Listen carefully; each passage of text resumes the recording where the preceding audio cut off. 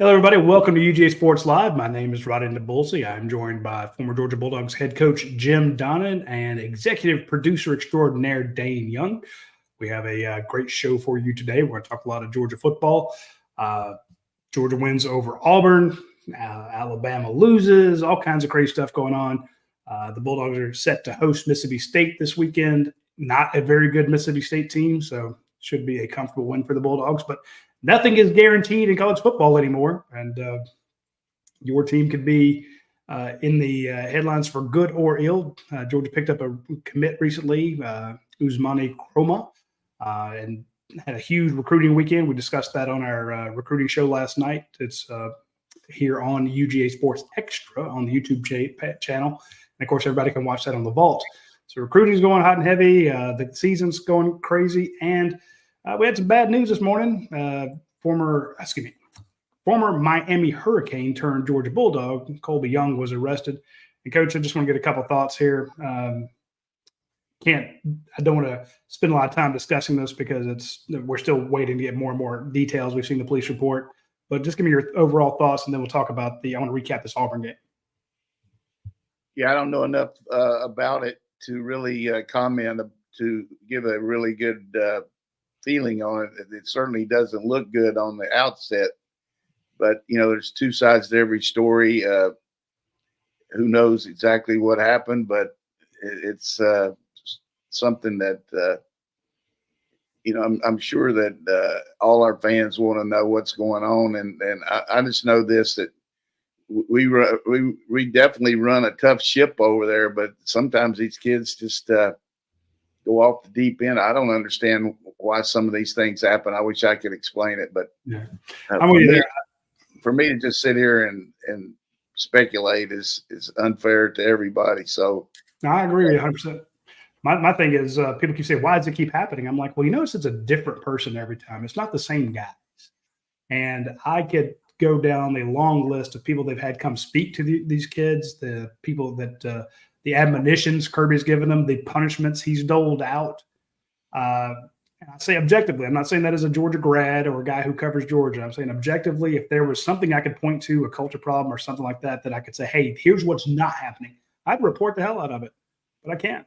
I'm just saying, as a fellow human being, when I look at what's going on over there, I'm like, Kirby's doing every damn thing he can. And it just boggles the mind that those headlines keep happening. So anyway, I'll move on from that. That's my soapbox there. I blame the individuals, not the program. Speaking of the program, Georgia to me, it was a good win over Auburn, Coach. I mean, Kirby's now 9-1 against the Tigers. That's a 90% win rate. And the one time he lost to him, he avenged that in the 2017 SEC championship game that same season. Kind of give me your overall thoughts after you've had a few days to process that Georgia-Auburn game. Yeah, I think one thing that just sticks in my mind about college football is the time involved in the game now, the way the clock moves and the limited possessions you have, particularly if the other team has some success. I mean, from the standpoint of, Auburn had close to 200 yards rushing and pass. I mean, 100 and some rushing and 200 passing, and had the ball. Conversely, you could look at that Vanderbilt game. Vanderbilt had the ball 42 minutes, and Alabama had it 17 or 18.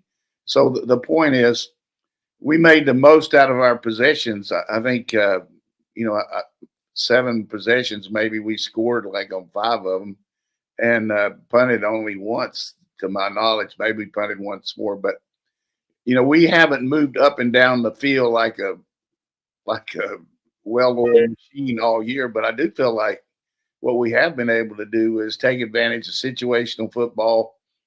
The way we managed the clock at the end of the first half was brilliant. We had a really good series there, and then we ended up blocking the field goal. And so I just think overall our team played a pretty good game. We tackled better. They had one big run, but, things like that are going to happen. NFL right now, there's 2 teams left that are undefeated. So it's just hard to win every game convincingly. But I thought we were never really in any doubt in that game. But Auburn's not a great, they're certainly a good team. Yeah, I was looking at the drive chart. First drive, touchdown. Second drive, you had a sack against the three-man rush, and that stopped your drive. The third drive, you took a deep shot. People say be aggressive. They did that. Trevor Etienne bailed him out. And you have a 3rd and 1, and you get down to the Auburn 11. That is a successful drive, coach. You get to the Auburn 11, but it comes back for holding, and you have to punt. It's like, damn, you know. 4th drive, a minute 2 left on the clock. Georgia scored 5 plays, 49 yards, 45 seconds. That's efficient. So 4 drives, should have been 3 scores at least, and you scored twice, 2 touchdowns. In the second half, you try a deep shot, Darian Smith on the first drive. It doesn't work. But the 6th drive, touchdown. 7th drive, 5 plays, touchdown. 8th drive, you get down to the 23, but you have a 1st and 40 because of a couple of penalties, and you still get a field goal out of it. So I'm like, hey, 5 drives score. That to me is pretty strong. So I know I agree with you. It has not been the well-oiled machine. And I think that came out with Kirby Smart saying, you know, we're close to cutting it loose. Some of his players echoed that. It's just an individual penalty here, a missed assignment there from this offense just taking off and being the offense that we expected when the season started. And I think we're going to see that this weekend. Yeah, this is definitely an inferior opponent, but you got to go out there and take care of business. But basically, playing without 2 starters in the offensive line, played at center, never played in a game more than 1 or 2 plays. And I watched the tape, and he played good. I mean, the guy's got good feet. He made the good calls at the line. He missed some point of attack blocks, but he was downfield really good, got good feet. And, you know, the guy that's not playing as good as we hoped he would is Truss. I mean, he continues to miss some pass protection. And I'm not going to get here and bail on anybody or get on them because I don't grade the tape. But, you know, your best players have got to play their best when you got some guys coming in there filling in. So, but I feel like defensively, you know, we played the ball in the air okay, but it's still – we're never around the ball much to be in a position to intercept it. You know, I mean, we're not but we're playing some different coverages.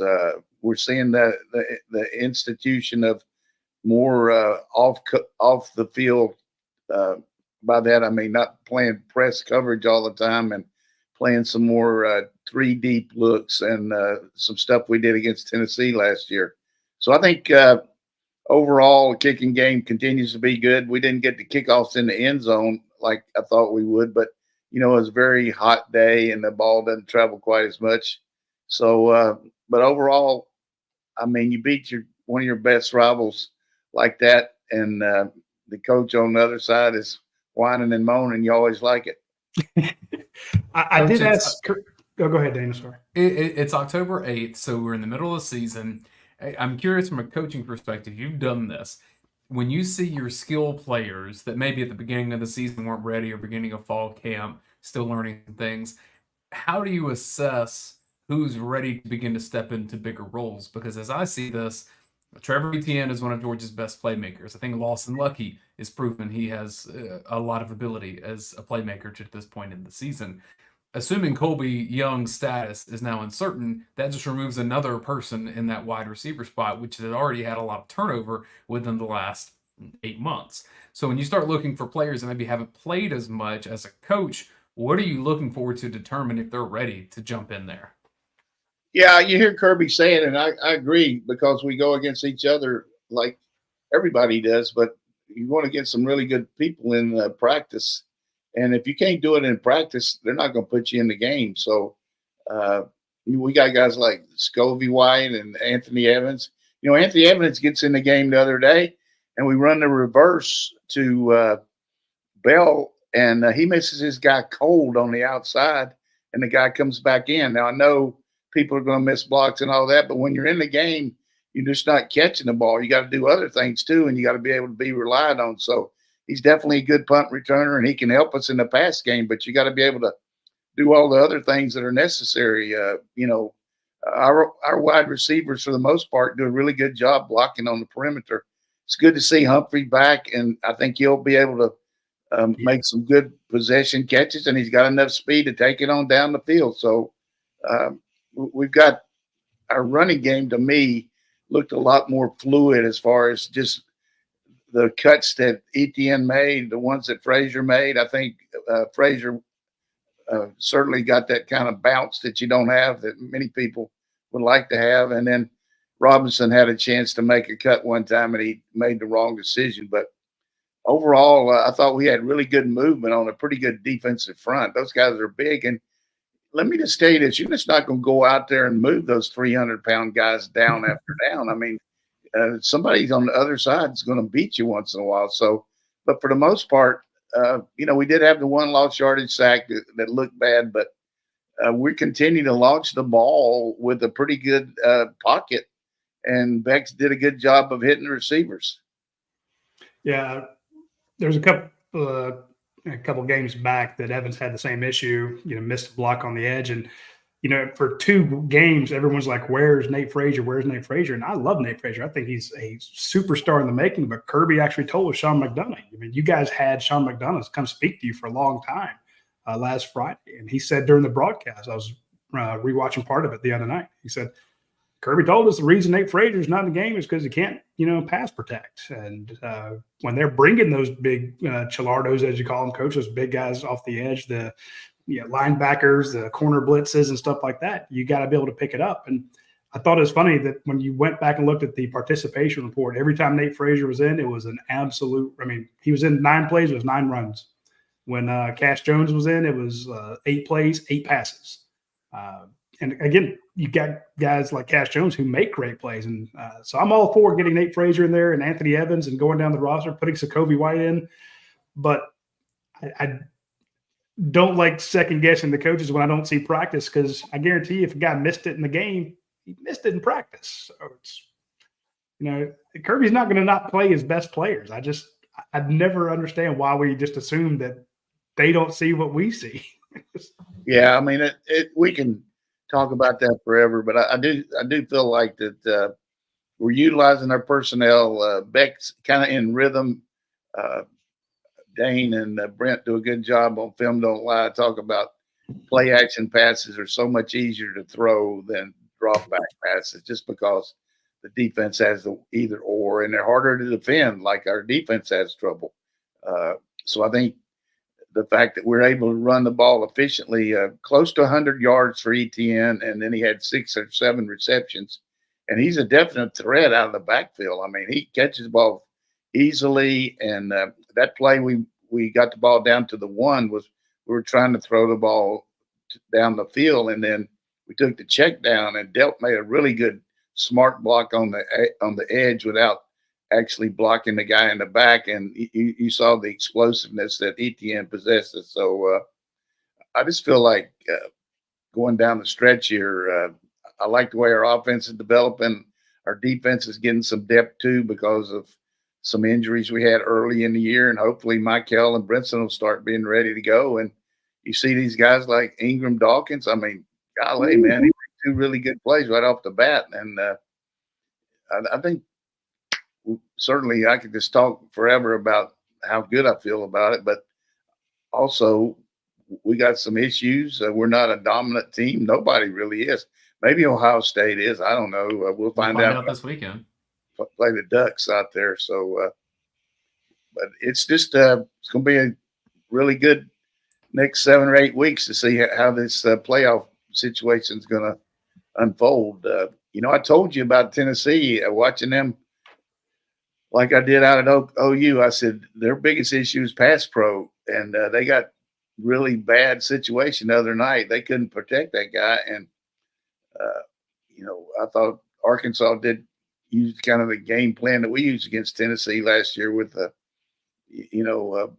sitting back a little bit and making the guy throw the ball in front of him, and he couldn't do it. I have a lot of games I want to ask you about, Coach. I'll do that after a break. But quickly before that break, just on Mississippi State, I want to give them just a little bit of a preview for our fans that may not have seen their games. 1-4 in the year. First win was against Eastern Kentucky, 56-7. Since then, 7-point loss at Arizona State, losing to Toledo at home, 41-17. And Coach, if I remember, you told us something that you heard from a coach at Toledo after that game. Maybe I think it was on the Watch Along show. You said something about. Did you have a contact at Toledo? No, I was a guy that scouted that had the game the next week. A guy from Western Kentucky was watching they had Toledo the next week, and he said he didn't feel like Mississippi State had anybody that could start for Western Kentucky for Toledo. Now that's just an opinion. I'm sure they got plenty of, but their personnel is down. You know, their coach died. They had an interim coach. Then he became the head coach. Then he got fired. They've had a revolving door as far as players coming in and out, and they just don't have the talent base right now. But Jeff Levy is a good offensive coach. You know, he did a good job at UCF. He went to Ole Miss, then to Oklahoma, and now he's the head coach there. Their quarterback got hurt, so now they're having to change their style a little bit and really implementing some more quarterback run type plays than the normal Baylor offense that he runs. You know, he's the son-in-law of Art Briles, who was the Baylor coach. So the previous two games for Mississippi State: lost to Florida 45-28, lost at Texas 35-13. That was more competitive. I think 2.5, 3 quarters they at least were in it, but it didn't end up being super competitive. Coming off a bye week, rest of the schedule for Mississippi State's very tough. At Georgia, Texas A&M, Arkansas, UMass, at Tennessee, Missouri, and the Egg Bowl at the end of it. Jesus. I tell you that UMass team, UMass got a glutton for playing SEC. They actually got Missouri playing at UMass this week. I don't know how they got that game. Oh. And then they got us later in the year. They got Mississippi State. They're trying to be an SEC team, Coach. They're trying to work on their basketball program, get some money there, I guess. But that's the worst stadium I believe I've ever seen. Maybe not even close. I mean, if you get a chance to look at it, just completely dilapidated. I mean, it's sad how bad that stadium is. UMass does have a win this year against Central Connecticut, and UMass's quarterback is Tyson Pomachan, who used to be at Auburn. Yeah. How about that Holstein guy from Alabama up there, Pittsburgh? I mean, boy, he's lighting it up. I think Drew Sheehan, who played a walk-on tight end for us, might be a graduate assistant up there, but maybe he left there and went to Walford. I'm not sure, but we'll check that out. I have to correct myself. I have my facts wrong. Quarterback at UMass was not at Auburn. He was at Georgia Tech and Clemson. So you just pick different transfers. Yeah, UMass is doing the play 3 SEC teams, get one to come to your house for free. That's how it works out if you do that. We got a story on the front page of UGASports.com about the fact that Mississippi State has to rely on a true freshman QB. So this is going to be just as last week we were saying, hey, Auburn, if they can not have turnovers, is a pretty decent team. And in this game, they had no turnovers, so they played a lot better. They didn't score a whole lot.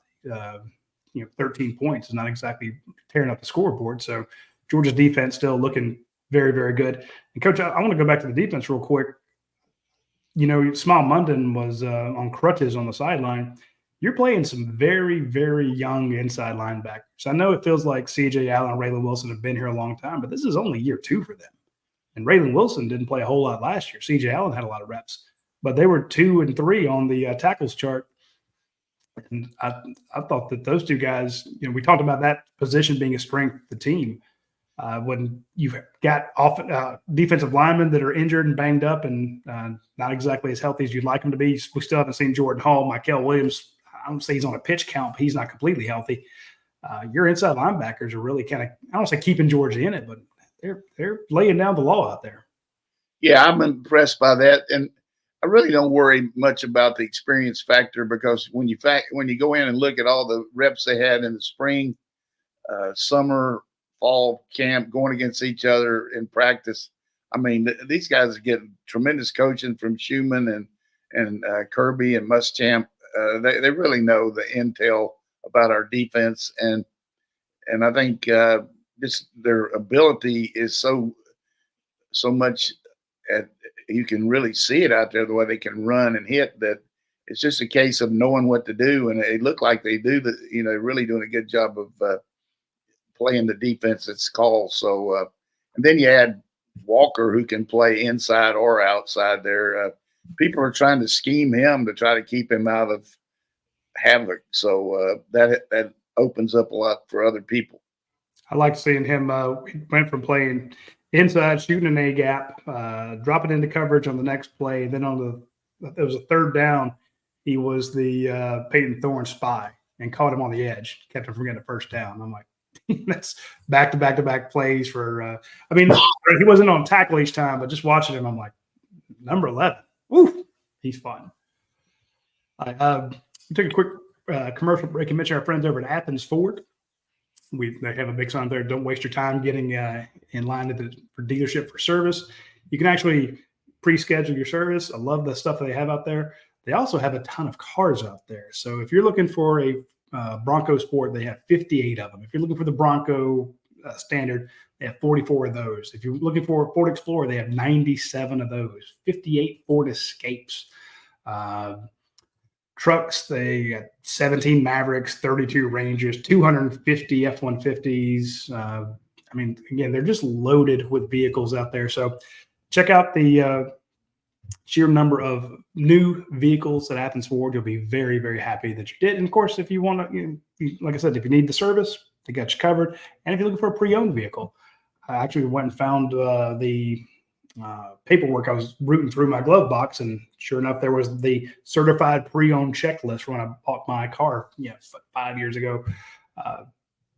Hundreds of little things that they had checked off before I bought it. So it felt like a brand new car to me. So check them out when you get a chance. You'll be happy that you did so.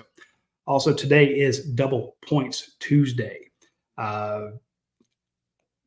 If you are a longtime listener to the show, you know that we'd always tell you, you don't have to order from Your Pie on Tuesday, or you don't have to have delivery or get it on Tuesday. You can actually go on the Your Pie app and set up an order for tomorrow or for Thursday or for Saturday. Set up your order your pizzas, order everything, go ahead and place it. And that way you get the double points. The points add up super fast. So if you have like a Kroger card, you know how you get the fuel points and all that stuff. This is kind of the same concept. Every dollar you spend, you get a point, and those points get you free pizzas, free sandwiches, free salads, free breadsticks, free gelato, free drinks. And it's good to do it on Wednesday or Saturday or Thursday, but Double Points Tuesday is the best time to do it. 70 plus locations, new ones opening all the time. Check out Your Pie when you get the chance. All right. Roddy, was a crazy weekend in college football. And I haven't even chatted with you about this because we hopped off and started doing, and maybe we did a little bit on the post-game overreaction show about Vandy and Alabama, but this went deep into the night, into Miami having to come back against Cal. And they didn't come back. They were handed the game. Are you saying about the refs? Twice. They should have 2 losses on the season.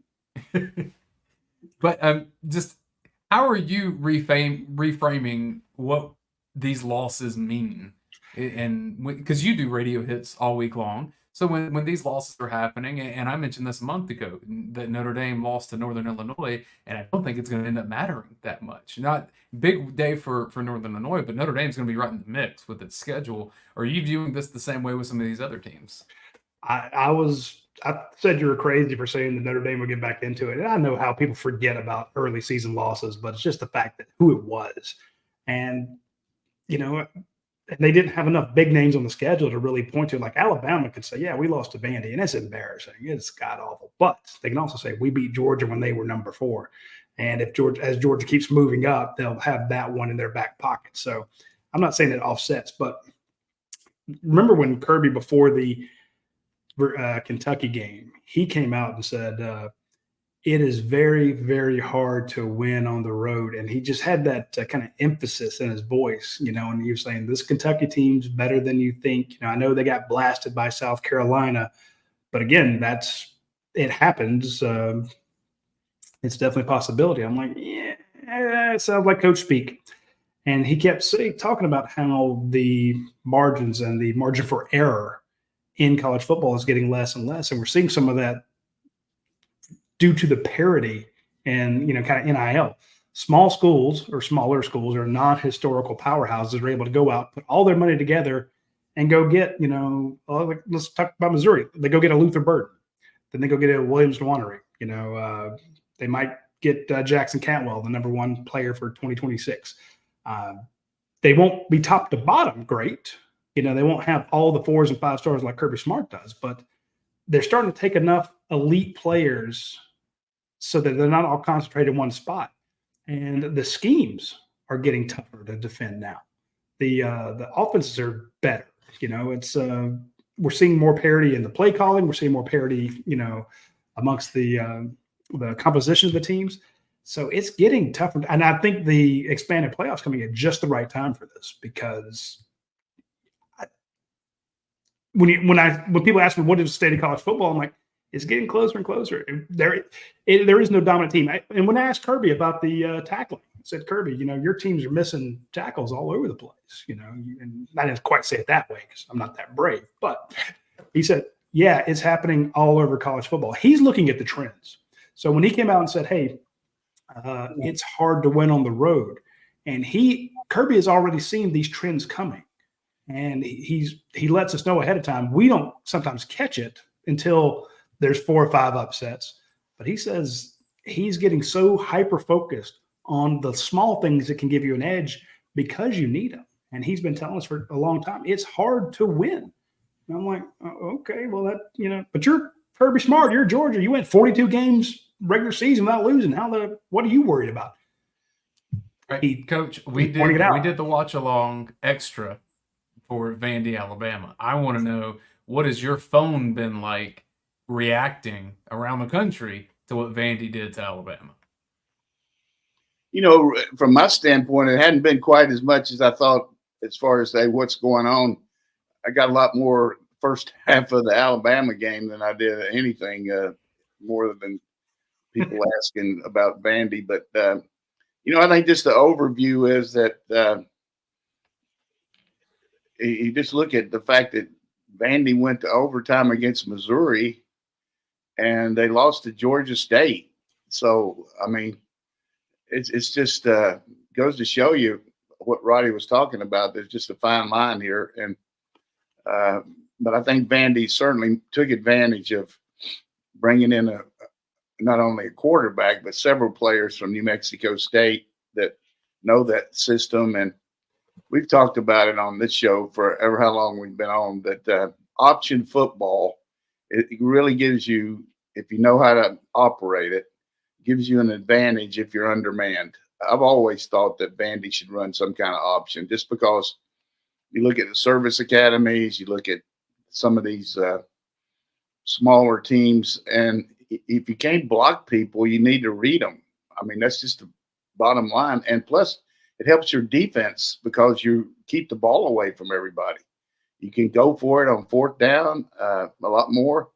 You look at the success Paul Johnson had at Georgia Tech. I mean, it's just a kind of a, you don't see it much. You don't have tape to study it. If with your defense, you don't really know how to defend it. So your players are playing against the spread all the time. But conversely, it hurts you some because going against it in practice, you don't get to go against a spread offense. You don't get to rush the passer like you need to stop some of these teams. But I just thought the way Vanderbilt just had a good plan, keep them off the field, make first downs, and make a few explosive plays. And this quarterback, I mean, the rest of his life, he can go down in history as the guy who came in and took over Alabama. I mean, last year he went New Mexico State, went into Auburn and just destroyed them, and did the same thing to Alabama this year. So he needs a plaque there someplace in the state of Alabama about, hey, I came in from New Mexico and kicked their ass. That That's guy's what was never, different he about needs this to move upset to to Nashville. me. The different part of this upset to me was that this is not Alabama turning the ball over 40 times, or 4 times or whatever. Yeah, Vandy won the turnover battle, but it also gained more than 400 yards. It was 12 of 18 on 3rd down situation. Vandy just beat Alabama. It wasn't fluky, take advantage of it. It was a good game plan, but they executed it. Yeah, if you just think, if you take an appraisal of Alabama right now, the last 6 quarters, the second half against us, and the whole game against the Commodores, I mean, 60 points, I don't know how many yards, no, only couple 3-and-outs, very few turnovers. I mean, this Alabama defense is reeling, and certainly you talk about a guy going from one culture to the other that those Alabama fans turned yesterday. We're going to have a special, like we're trying to do every week for our UGA people that on our website. We're going to have Paul Feinbaum talking today, and we're going to certainly ask him about that and Georgia and other things. But when the one guy said yesterday, this is worse than him losing is worse than you coming home and finding a guy in bed with your wife, that's pretty bad. They went after the fact that he wore a T-shirt on the sideline. They're like, I mean, when folks are mad, they're mad. Well, they didn't like what he had on. They ripped him for his shirt. As I said, shirt had Alabama on it, but it wasn't a collared shirt like Nick normally wears. So they're like, why you taking it? You're not taking it serious, DeBoer. And I thought about this, and again, I know this is a Georgia show, but I bring this up because the Alabama fans who were pounding their chest after Alabama beat Georgia, and they kept saying, see, Alabama is still Alabama without Nick Saban. It's bigger than Saban. I'm like, okay, well, he's still playing with Saban's players. Let's see how this works out. 1 week, not 1 week later, you lost to Vandy. Now, I know Saban's first year, he lost to ULM. So flukes happen. And we just got done talking about how there's a lot more parity in college football now with the NILs kind of spreading out the talent. But can you imagine being the people who were that excited about beating Georgia, even though you barely won, to having lost to Alabama? What the highs and lows got to be? Yeah, and I remember saying I didn't think they were as good as they played, or we were as bad. And I think they're going to have an issue making the playoffs right now. I just think that a team that's has that kind of issues on defense really going to, you're just not going to outscore everybody every week, because the other team, your offense can't function like that, on 100%, even though they got a great quarterback. Now, they don't have as tough a schedule as we do, but, I do feel like that it's certainly going to be a tough road for them to make the playoffs, in my opinion. Yeah, I was kind of thinking about it. You specifically said, hey, they played like the best half. I don't know they'll ever play that. I said if they met again, Georgia would win. And I feel that with every confidence. But we kind of saw the last few years, Alabama being more of that Ohio State mold, coach, where it's like, hey, we're going to score 45. And as long as we can keep you under 38, we're going to win. But that's not going to happen with everybody. Yeah, I mean, everybody's got their different ideas about things.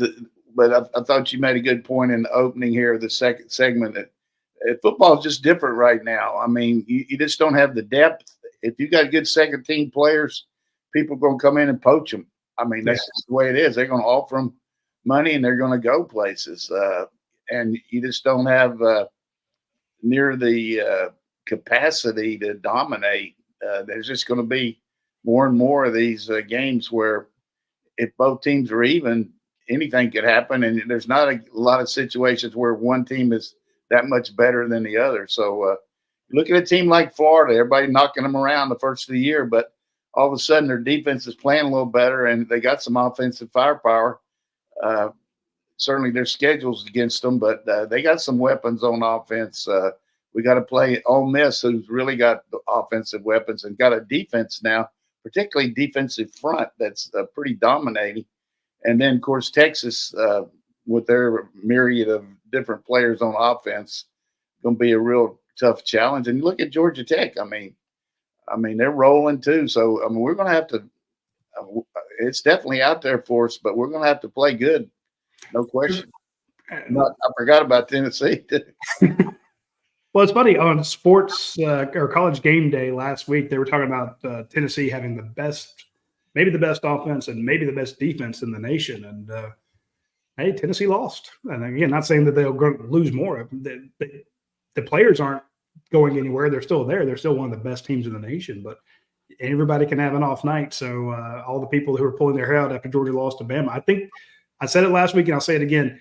If it had been any other team besides Alabama, I think a lot more people would be not comfortable, but it wouldn't have hurt as much. You know, the other thing you got to look at is strength of schedule when you start giving these Academy Awards to the team. Tennessee played Chattanooga, NC State, who's 3-3, lost to Wake Forest, and Kent State, probably the worst team in college football this year.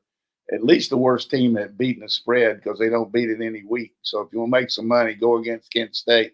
So those three teams just got them a lot of firepower. And then they went out and played an Oklahoma team that's, okay. But we talked about this because of my affiliation. They got some real issues on offense.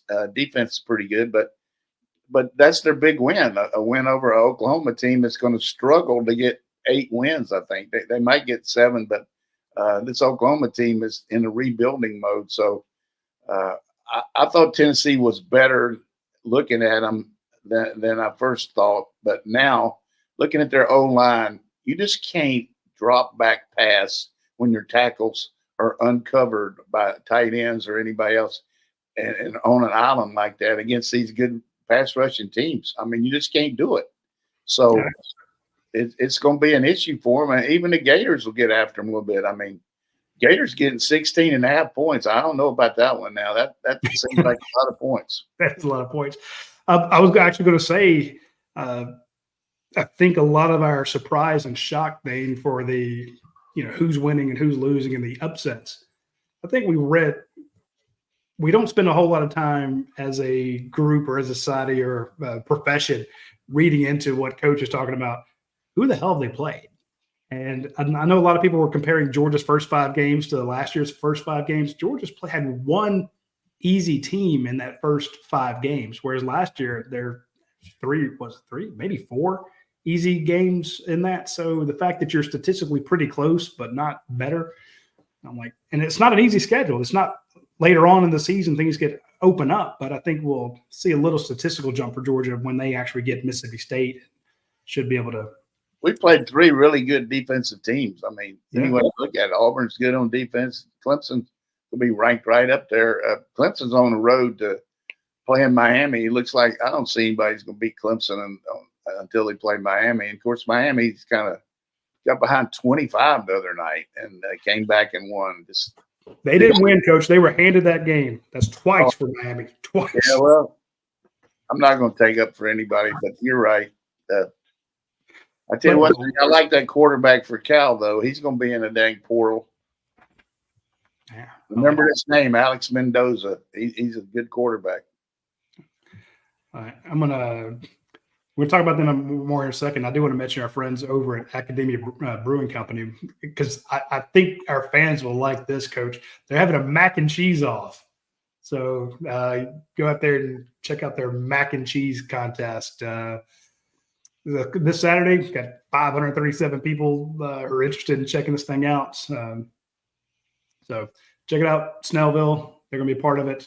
Our friends over at Academia Brewing Company doing part of the mac and cheese. They do fun stuff like that. They go to events. They take beer everywhere. They are huge members of the community. They have fantastic food. Great place to watch Monday Night Football. And if you're coming into town for the Georgia-Mississippi State game, great place to watch it if you don't have tickets, and a great place to get your tailgate supplies. So you can swing by there, get a bunch of beer, get a bunch of wings.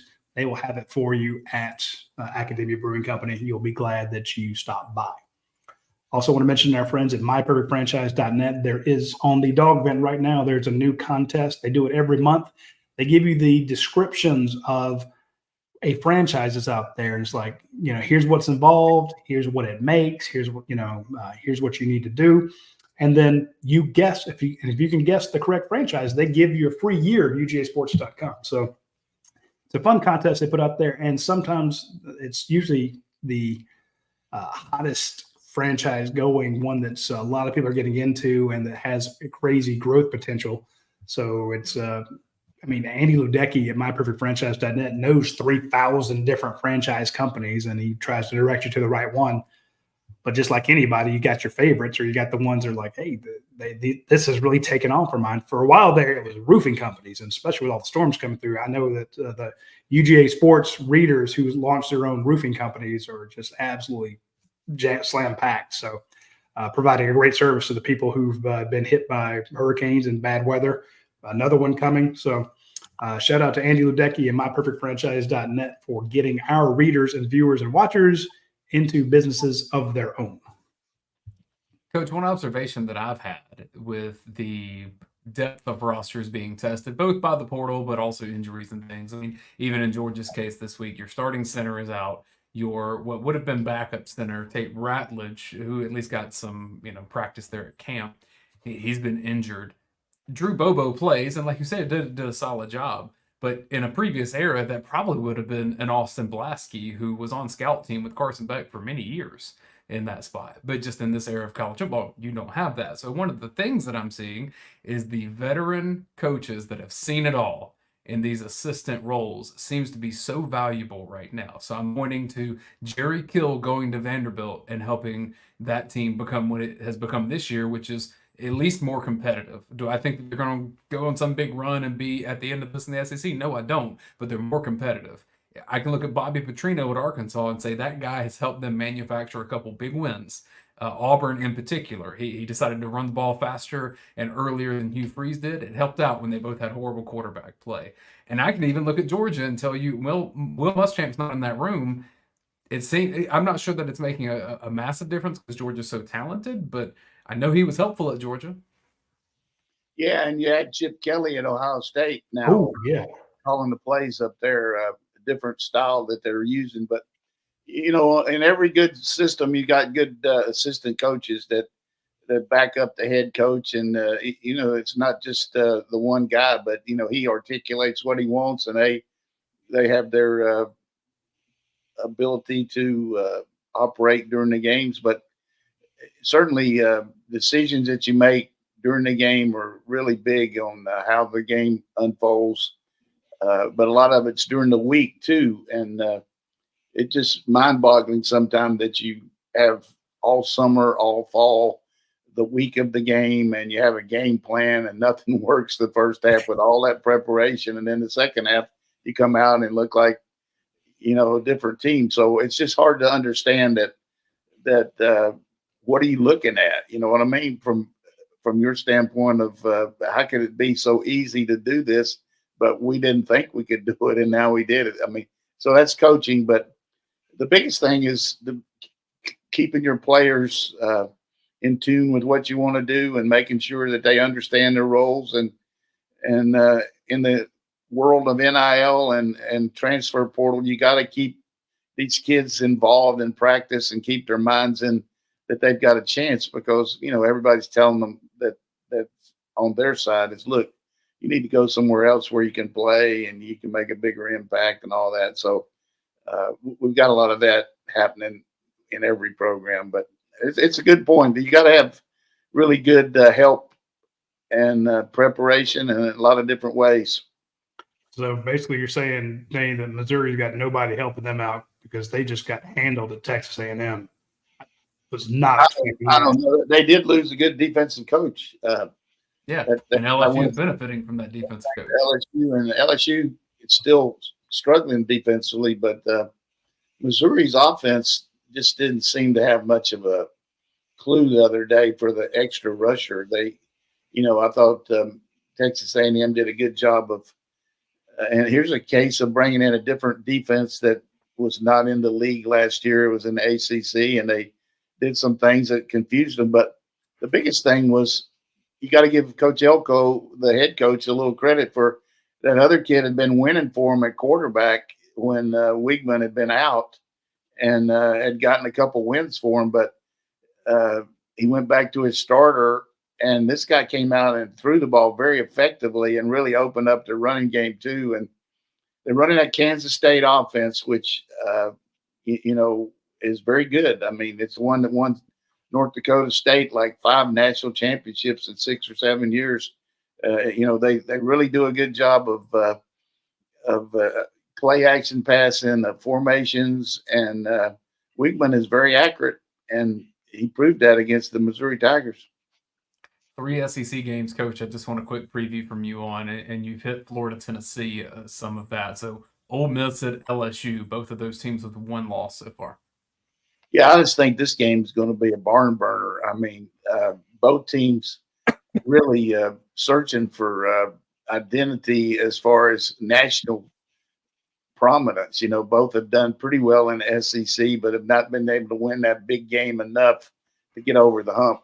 LSU has beaten Alabama, and Ole Miss did beat LSU last year, I think. But the biggest thing for in this game is which team can stop the other one, because they're both got prolific quarterbacks, good running game, and it's going to be a massive matchup with those 2 great tackles for LSU against those big guys for Ole Miss up front. So I really think that's going to be one of the more entertaining games of the day.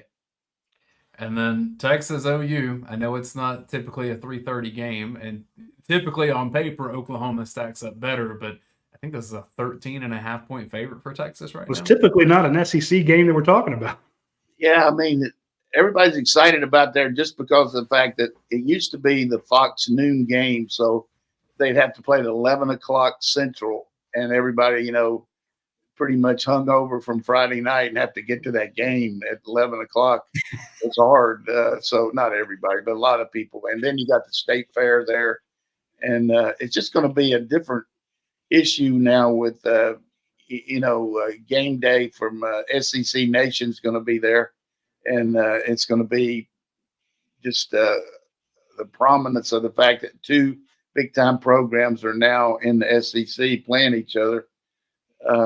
And I've been in that game where we've been big-time favorites and won pretty easily, and where we've been big-time favorites and didn't do as well. So it's just it's a life or death game for those kids in Texas and Oklahoma. Over 50% of the kids on Oklahoma's team are from Texas anyhow.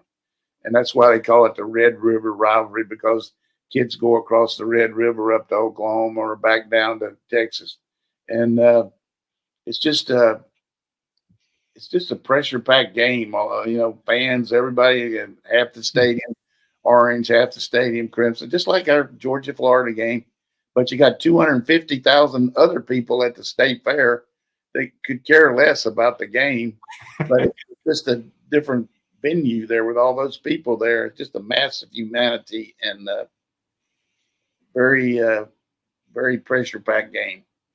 Should I assume that you'll have family at that game, Coach? Yeah, I mean, I'm definitely going to be the only one in the Donnan family not there. Everybody's going to be there. My daughter's actually going from Atlanta and meeting them there. So everybody with affiliated with me is going to be there. Hey, you'll be with us, though. We're affiliated with you. Yeah, you'll be with us on the watch-along show from Mississippi State. Yeah, I'm going to be here for that one, but it's going to be interesting to see what kind of calls they have for money there during the day for me. So we'll see. Roddy, he's going to have that side TV on OU Texas in the middle of Georgia State. He's going to be looking back. He's going to be getting texts from his grandkids going, "Hey, Grandpa, I want X," and he's going to be hitting Venmo. Man uses Venmo more than anybody I know, taking care of his grandkids. Yeah, we got to do that though. That's part of it. I like to do that. All right. Well, I'm glad they're going.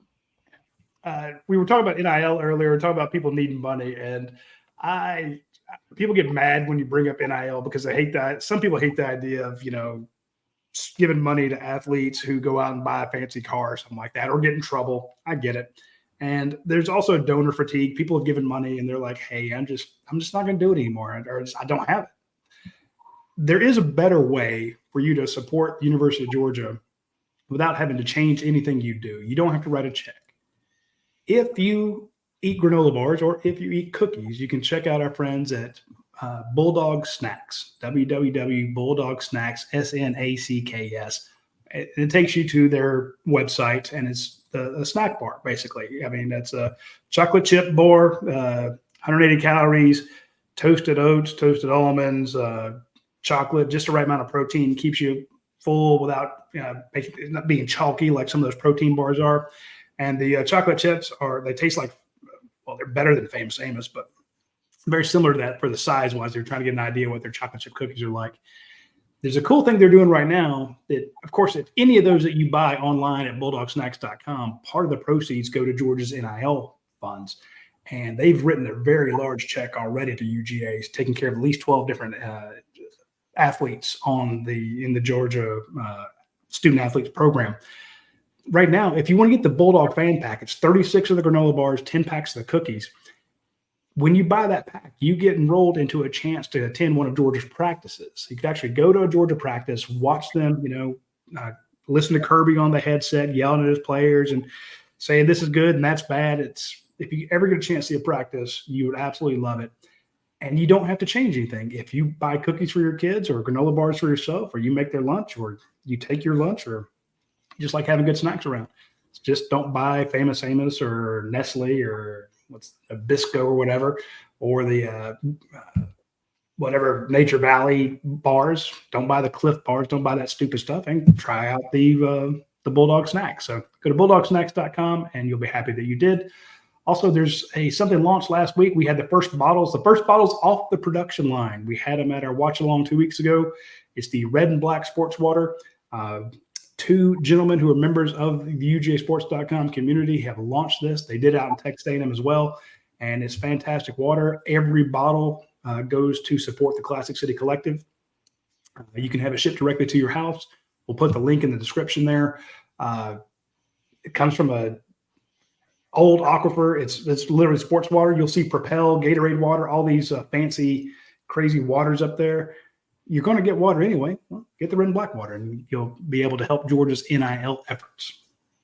Get the questions to wrap the show here, Coach. This is from Billy Zane. It says Georgia's had a lot of plays where it was one block away from being a big gain or a touchdown, missed by an offensive lineman or maybe blocking with the tight end or receiver. These have often come either by missed combo blocks by a lineman or stock blocks on the perimeter or downfield. The question, are you more inclined as a coach to keep working on those things, or is there a point where you say we're just not quite as good as these as we need to be, and you look for something else in another area game plan where you do have more consistency and explosiveness? Great question. Yeah, I think it's just a little bit of both.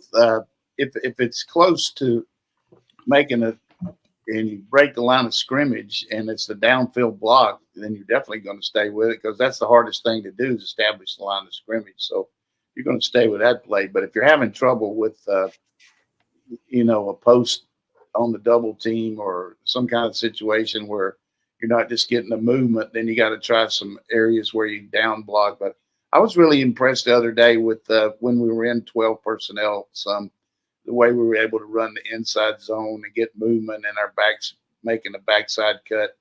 And that was pretty good. But, the inordinate amount of time spent on movement by the defense against you and how to pick it up and the right proper steps. And I think probably you always look at, are your linemen blocking too high? Do they need to get their base down a little bit? So you go back into what we call the boards and shoots, where you put these boards, which make sure you have wide enough base, but you have a chute over the top of you where you have, it looks kind of like something, you'd see at a rodeo where the animal comes out of the chute. And so you got to come underneath that and stay low and drive. But the thing I've seen more with our offensive linemen is the second level block. Sometimes we're not staying with the guy, or they're avoiding us. And what we try to do there is use some what we call vertical bags with dummies, where the D lineman had the tough bags, the big ones, but the small, slender ones with the defensive backs, because it's hard to go out and block the perimeter as a big lineman, because that guy's going to dodge it. We saw the other day, Ernest Green decleat a guy out there, just go out there on the screen and just knock the guy out. But you got to show some agility out there and not worry about trying to destroy somebody and break down. So a little bit of everything there, but you always constantly evaluating the point of attack first, then the next level. And we're getting better at the point of attack. Downfield, still missing some blocks, and some of that is just positioning. You got to remember, he's not going to be where you think he is. So, don't anticipate anticipate where he's going. He's not going to be. He's going to see the ball and react. So you got to work hard to. What I always said, you got to get close enough to step on his toes before you launch yourself. So if you can step on his toes, then he's not going anywhere. Coach, from DB27, it says might need to start putting Lucky out wide like they did with Bowers. He's not Bowers, but I think he has the ability to split out. I'm interested also to think what you guys think about Jaden Riddle. Well, Lucky can play in a reduced role outside for sure because he's got explosiveness, he's got good hands, and he can get off the press coverage. So I think maybe as we continue to grow, we'll see some of that. Jason Riddell is certainly a player that's going to be, with his speed and quickness and size, he'll be a player in the future for us. I mean, unquestionably, he'll be a player. I like this from James Caraway. He's actually a subscriber to UGASports Extra. We appreciate that, James. He says, Coach, what do you think about Starks playing more star like he did against Clemson's? The dog defense seems to really roll with a great slot corner. Yeah, that's a real paradox for you. I mean, certainly Aguero is definitely a player there, but maybe not as good in coverage as what we got with Starks. And the fact that Jackson's playing so well and Bolden, so you got to look at the four of them and see who the best three are, So I don't grade the film. I don't know what we're looking. I don't know what the coverages are, but certainly Starks has that kind of potential. He got beaten by the guy from Alabama on that post last week, but anybody would have the way that guy caught the ball. So, but I think Starks down the stretch is going to be a difference maker for us. Well, Kirby did say that he's their best player at like 5 different positions. So I'm with you there. If you put him in, it's more about the replacements, not so much just moving him. I'm with you. And I think what we're going to see is more Ellis Robinson coming along, kind of like we had 3 corners. It's harder for him to move in and maybe Bolden with our situation at safety. So I think Ellis Robinson's going to be there, and Humphrey's making some plays out there. So is Harris, and the one thing with Everett, he's going to be there every week. He's a solid player. Eddie from Ackworth, who's one of our co-hosts on our Sunday show, says, "Can y'all comment on why C.J. Allen snaps were so low against Auburn? Is there something I missed there?" I went back and looked at it. C.J. Allen played 26 snaps, whereas Raylan Wilson played 44. I don't know if anything's missed. Well, it might have been a situation where they were playing more of Walker in there. I don't know. Walker played a lot. The way we play our players, sometimes the scheme has something to do with it. But Walker played 44 snaps as well. So I like all 3 of them playing. I mean, hey, get them in there. I'm with you there. Dayne, are there more than that? That's the ones I saw from early on. I think we can wrap for this. Let's hit the last one there, Coach. You addressed this earlier one, but what do you think about Drew Bobo at center? Yeah, I mean, it was important for me to not just make a personal decision based on my affiliation with the family, and you want the guy to look good. And sometimes you're hoping that maybe they're playing better than they actually are. But I went back and watched the tape, and if I were grading him, I would say he had a winning performance. And what that means is good enough for your team to win. He didn't hurt you enough to cost you anything. He missed a couple point of attack stem ups where they split the double team between him and the guard a couple of times, but his ability to make the calls, his ability to move his feet, he was good when he had to go one-on-one pass pro. They knew they had a new center, so they went to a situation where they covered him in a zero technique where he wasn't getting any help. And a couple of times the left guard, Fairchild, should have helped him. There wasn't anybody on the outside that he had to help. He should have come back inside and stemmed him up a little better. But you can watch a couple plays where he's downfield 15, 20 yards on a hump trying to make a block. So he's more than adequate at center for us, and that's being completely unbiased. No, it's true. It's game 1. for him. No bad snaps. He had one little high one there on the goal line, but Yeah. overall, I mean, it's just normal. The people that want to hate on Mike are going to hate on Drew. That's just the way it is. Yeah. He's a good kid. I like him, but I mean, hell, I was talking about CJ Allen, Rayla Wilson in year 2. You know, questions, not really a question, but pointing out that the fact that they're super young, this is his first game, and we didn't know that Jared Wilson was going to be out. We knew that he had been on the injury report earlier in the week. And it's really interesting to hear Kirby Smart talk about injuries now, because we asked him, he goes, I hope to get him back. So I think he's relying on that Wednesday report. It'll be a situation this week that I think, if it's any doubt, they'll probably hold them, knowing we got Texas. But also, if we need to play them, they'll play them if you got to win the game. But okay, so I got a joke here to end the day, just because got to fill it out. This lady was in Kroger, and she was checking out, and she was in the express lane, and all she had was a banana, some cereal, and some milk. And the guy says, "You must be single." And she said, "How did you know that?" He said, "Because you're ugly."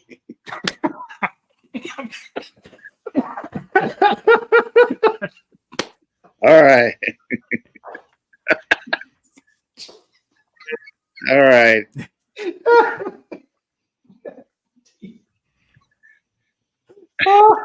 I'm letting Roddy's laughter take us out. Take us out. The show.